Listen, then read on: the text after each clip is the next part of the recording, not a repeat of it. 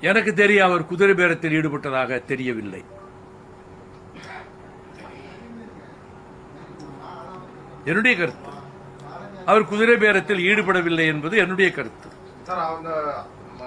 அமமுகவில் உள்ள ஒரு வேட்பாளர் அவர் வீட்டுக்கு முகத்தை மூடிக்கிட்டே போன மாதிரியான ஒரு விஷயம் எல்லாம் வெளியாயிடுச்சு. இதெல்லாம் வச்சுதான் குதிரை பேரம் நடந்திருக்கும். ஒரு எம்எல்ஏ வாலண்டியரா போய் அமமுகவில் இருந்த எம்எல்ஏ ஜெயிச்ச எம்எல்ஏ அவர் வாலண்டியரா போய் இன்றைய முதலமைச்சர் விஜய் அவர்களுக்கு ஆதரவு தெரிவிச்சிருக்காரு. இது எப்படி குதிரை பேரமாகும்?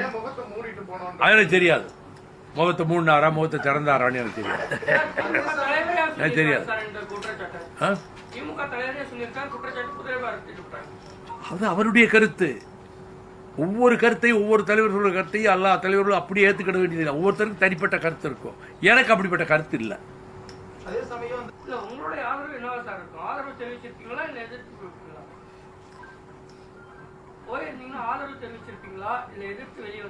வரவேற்று இருக்கிறோம் சொல்லிட்டேன்ல. ஜோசப் விஜய் ஆட்சியை வரவேற்றுக்கொண்டு முதலே நான் சொல்லிட்டேன். அதிலே ஐ ஸ்டாண்ட் பை இட்.